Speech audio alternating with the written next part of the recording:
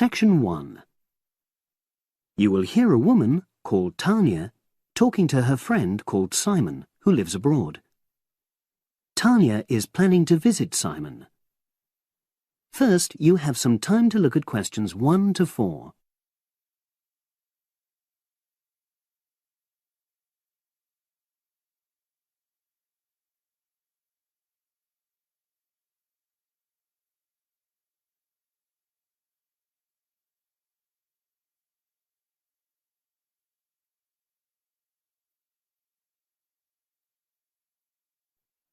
Listen carefully and answer questions 1 to 4.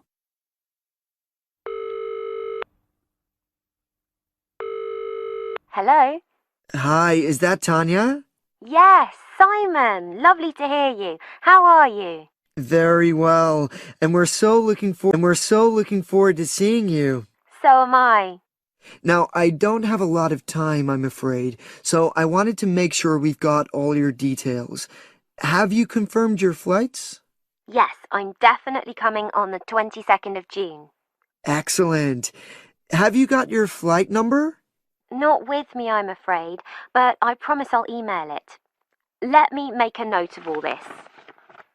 Yes, do, because one of us will try to come and collect you from the airport if we can. I presume you'll be coming into Terminal 1? I don't know. I'll have to find out which one it is. Yes, you must. We don't want to be waiting at the wrong one. But hang on, I'll be arriving at about lunchtime, and that'll mean you have to take time off work to pick me up. You really mustn't do that. Look, we're not all that busy at work, and if there's a problem, I can text you when you arrive, and you can take a taxi. Okay. There's a really good company called Pantera. Can you spell that? It's Pantera. They have a stand at the airport. You can't miss it, and they're really reliable. Great, thanks. How far are you from the airport? About 40 minutes. And you're near the city centre, aren't you? We're east of it, actually. Don't tell the driver city centre because you'll really get caught up in traffic. Okay, and I'll make sure I carry your address with me. Now, have you got my cell phone number? Yes, you sent it last month. But I tell you what, I don't think I've got yours. I'd better have it now, just in case. Okay, and I changed it recently anyway. Ready? It's 07765 328 4 double. You have some time to look at questions 5 to 10.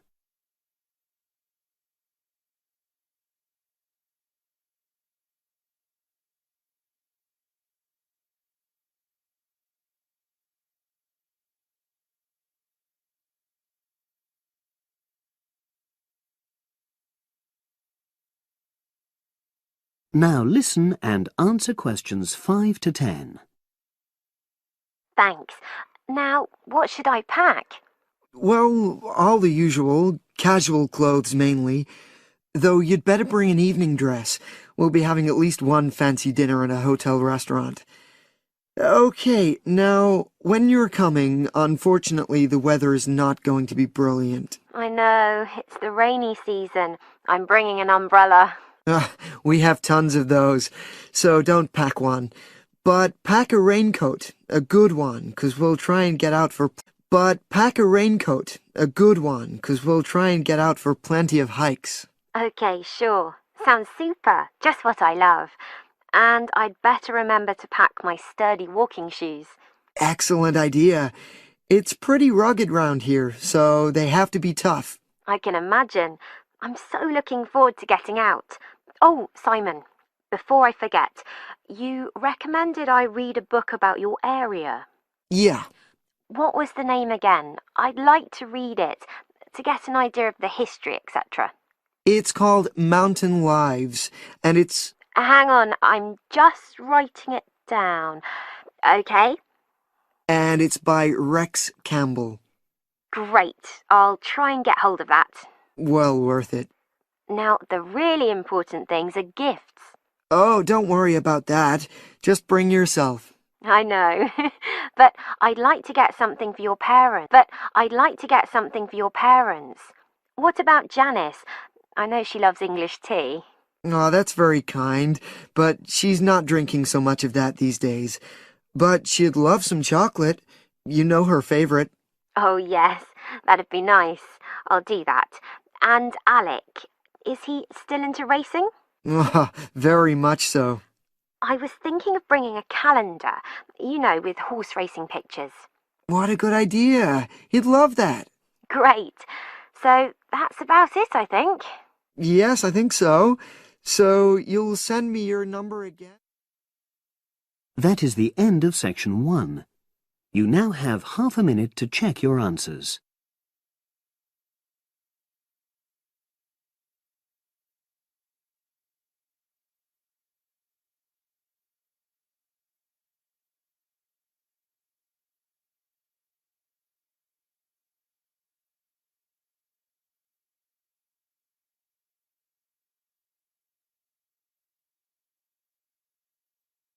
Now turn to section 2.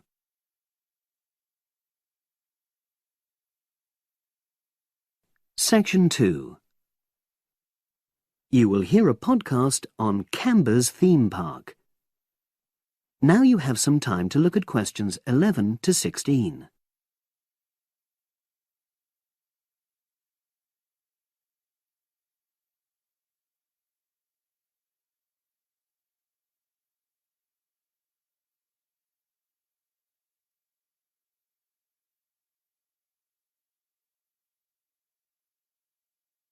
Now listen and answer questions 11 to 16. Welcome to Camber's Park podcast. In the next few minutes, I'll tell you a little about the park and the amazing things we have to offer. We like to think that Camber's offers more than other theme parks. Like them, we have a variety of exciting rides for people of all ages, but Camber's also places strong emphasis on the educational experience for its visitors. Not boring facts, but lots of interactive exhibits. Although it's mainly an outdoor experience, we do have some indoor activities if the weather gets too dreadful. The park's got a lovely, well-established feel, set in 80 acres of beautiful countryside, about 3 miles south of the tourist resort of Dulchester. The park was set up in 1997 by the Camber family, but then taken over by new owners in 2004, maintain the original vision of the Cambers. It has lots of old trees, hundreds of flower beds, and a gorgeous lake. Cambers has over 45 different rides, exhibits, and arcades. All but one of these is free once you've paid your entrance fee. We charge a small fee for our newest ride to reduce the length of the queues. You don't pay anything for parking. A family ticket for a family of 4 works out at about £8 per person, which is amazing value. Full details of current prices are shown on our website, along with full details of rides, etc., and directions for getting to us. We also have a number of special offers. For example, if you live locally, why not join our Adventurers Club, which entitles you to 50% off ticket prices all year round, and a special lane for all rides and exhibits, which means you don't have to wait to get into any part of the park. See the Offers tab on the website. We've recently added a number of new exhibits to the park, and we're particularly proud of our Future Farm Zone, which houses over 20 different species of animals, from chipmunks to dairy cows. The emphasis is on getting near to the animals. All of them can be petted, and you can buy food for feeding the animals. Many of our younger visitors say that this is the high point of their visit. And speaking of food, don't let the animals have all the fun. We have a total of 7 different catering outlets on the site. We're open 10 to 5:30 all year round, and cold drinks and snacks can be bought at any time during, and hot food is available most of the day in the Hungry Horse Cafe from 11 until 5, just half an hour before closing time. Now you have some time to look at questions 17 to 20.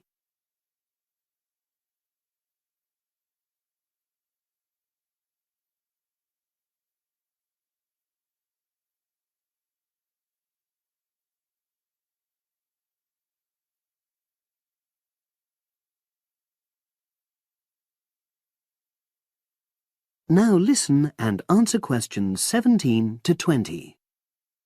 Now we want all our visitors to have an exciting time when they come to the park, but our first priority must be safety.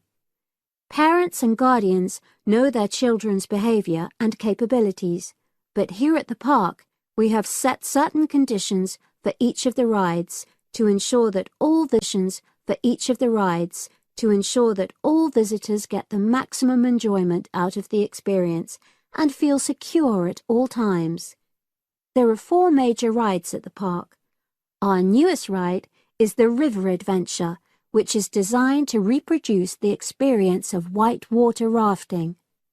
No amount of protective clothing would make any difference, so only go on this ride if you're prepared to get wet. Children under 8 can go on this ride, but all under 16s must have an adult with them. Not all of our rides are designed for thrills and spills. Our Jungle Gym roller coaster is a gentler version of the classic Loop-the-Loop, specially created for whole family enjoyment, from the smallest children to elderly grandparents, suitable for all levels of disability and health conditions. Carriages have comfortable seating for up to 8 people with safety belts for each passenger, which must be worn at all times. Sit back and enjoy the scenery. One of the best established and most popular of Camber's rides is the massive Swoop slide. Whiz down the polished vertical slide 9 meters in height and scream to your heart's content. There are no age or height restrictions.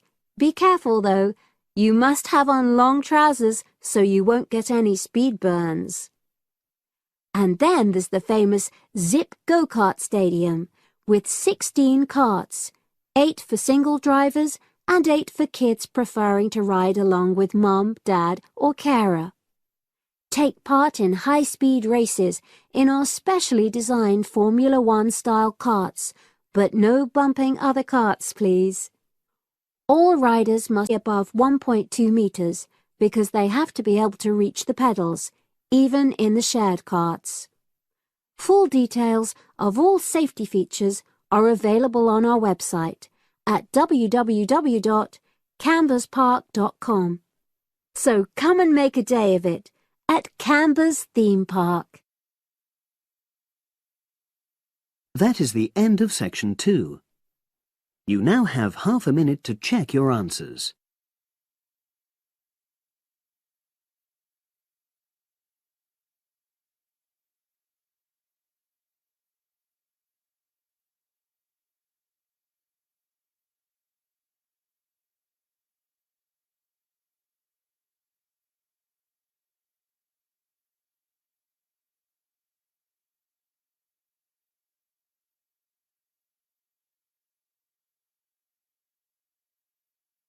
Now turn to section 3.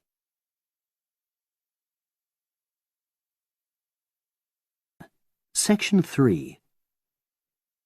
You will hear 2 business studies students discussing a presentation they'll do on an article on working effectively in groups. First, you have some time to look at questions 21 to 26.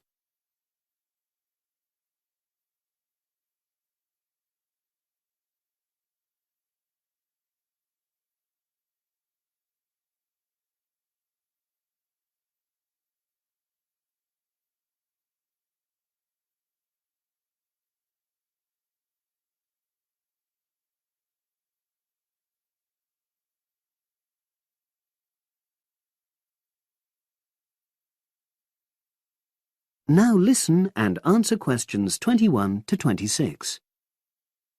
So, Brad, what did you think of the article on... Oh, hi, Helen.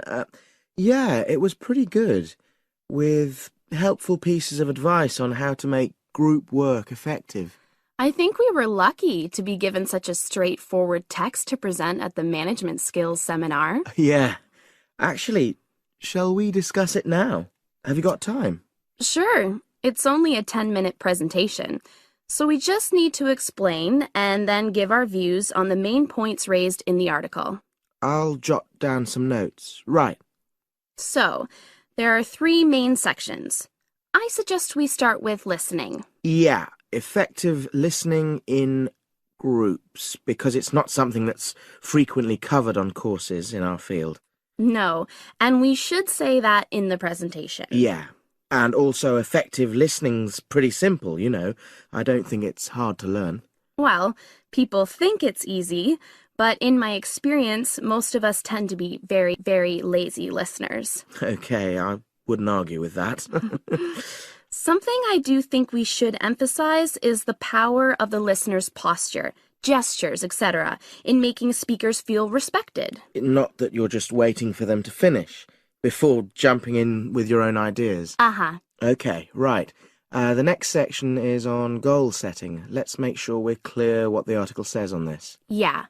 Well, firstly, it says that all group members must be given time to explain their own goals. That's it, yeah.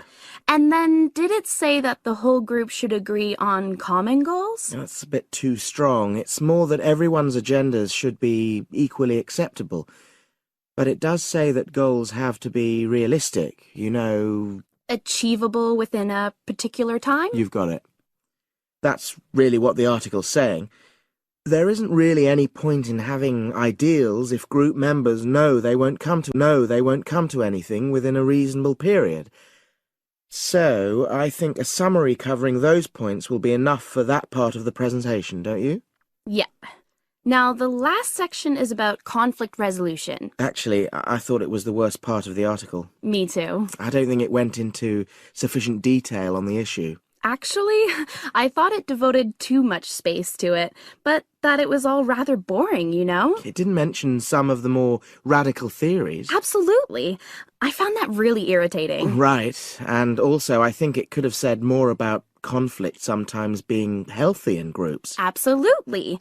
It just mentioned rather glibly about how we should avoid thinking of winners and losers, and that quick resolution of conflict is always desirable. Without explaining what these terms mean? Well, it gives quite detailed definitions, but doesn't develop a proper argument. Right. So, for the presentation, I think we just give some definitions and then explain what we felt were the weaknesses in the article's treatment of conflict resolution. Yeah, good. Now you have some time to look at questions 27 to 30.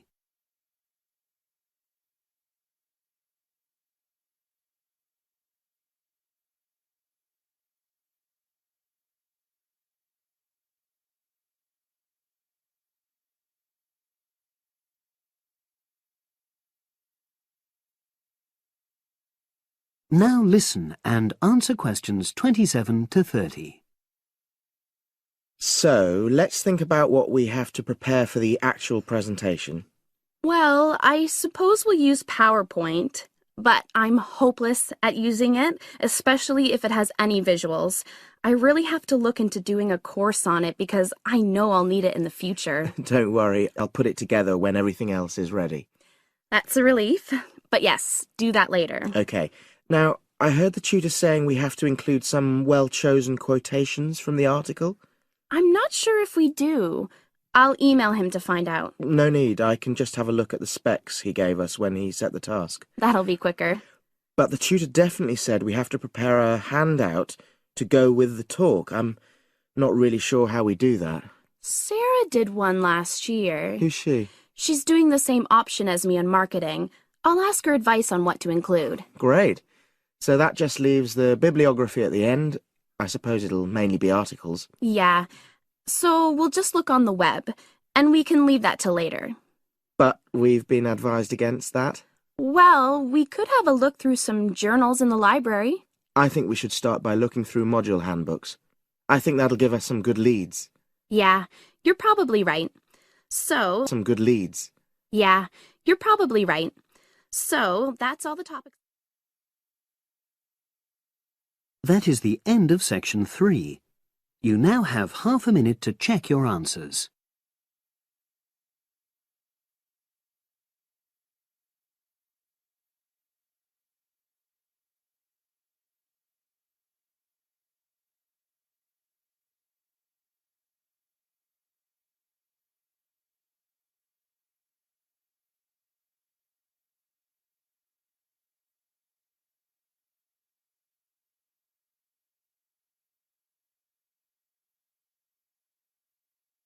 Now turn to section 4.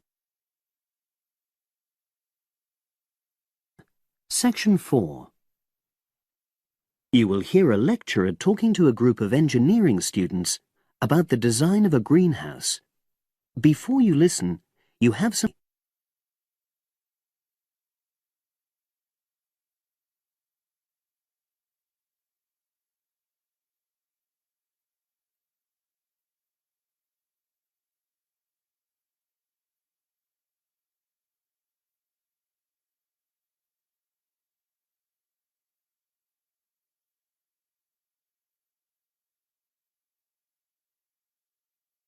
Now listen and answer questions 31 to 40. Good afternoon. This is the first of a series of lectures I'll be giving about engineering for sustainable development. I'll be presenting examples of engineering projects from a variety of contexts, and today I'm going to talk about a project to design a new kind of greenhouse for use in the Himalayan mountain regions. First of all, I'll tell you about the problem which was the context for this project.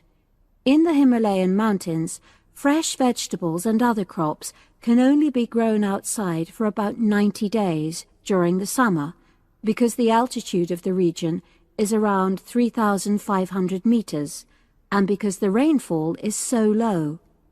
In winter, temperatures fall below minus 25 degrees centigrade, so fresh vegetables have to be imported. They arrive by truck in summer or by air in winter, which makes them expensive. Local people rely on dried leafy vegetables and stored root crops during the winter, and rarely eat fresh vegetables. But despite the sub-zero temperatures, the skies over the region are cloudless, and there are over 300 sunny days per year. So, an engineering solution was needed to exploit the sun's energy and protect locally produced plants from freezing during winter. And in fact, there had been programs in the past to provide greenhouses, but these were unsuccessful. The greenhouses weren't adapted for local conditions, so they tended to fall into disuse. So, a few years ago, a project was initiated to design a better greenhouse, one which would meet the criteria for sustainability.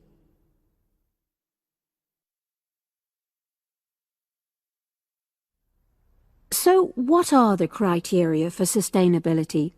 Well, first of all, the new greenhouse is designed to be relatively simple, so construction is cheap. Locally available materials are used wherever possible. The walls are generally constructed of mud bricks, made locally, although in areas of high snowfall, more resilient walls of stone are needed. Rammed earth is also used. The main roof is generally made from locally available poplar wood, with water-resistant local grass for the covering. In addition, the construction and maintenance of the greenhouse is done by local craftsmen, so local stonemasons are employed to build the greenhouse walls, and specialized training is provided for them wherever necessary. Then, the greenhouse is designed to run on solar power alone. There's no supplementary heating. And lastly, families are selected to own one of the new greenhouses with great care. They have to have a site which is suitable for constructing it on. They also have to be keen to make a success of using it, and also to share the produce with the wider community through sale or barter. Potential owners are existing greenhouses before they make a final decision about having one. So, those are the features which make the project sustainable. And now, I'll briefly describe the design of the greenhouse. The greenhouses are orientated very carefully along an east-west axis, so that there's a long south-facing side. The transparent cover on the south-facing side is made from a heavy-duty polythene, which should last for at least 5 years. On the inside of the greenhouse, the walls are painted. The rear and west-facing walls are black to improve heat absorption, but the east-facing wall is white to reflect the morning sunlight onto the crops inside. Finally, there's a door in the wall at one end, and vents are incorporated into the roof, the door, and the walls are incorporated into the roof, the door, and the wall at the other end to enable control of humidity and prevent overheating. I'll turn now to the benefits which have resulted from the introduction of these new greenhouses. These benefits are of various kinds, but for now, I'll just mention the social benefits. First of all, people who own a greenhouse gain social standing in their communities because they provide vegetables for the wider community, for regular consumption as well as for festivals, and they also earn income. Secondly, because in rural areas it is women who usually grow the food, the greenhouses have increased their opportunities. They bring the benefits of improved nutrition and increased family income from the sale of surplus produce. And thirdly, as a result of their improved finances, they now afford to educate their children for the first time.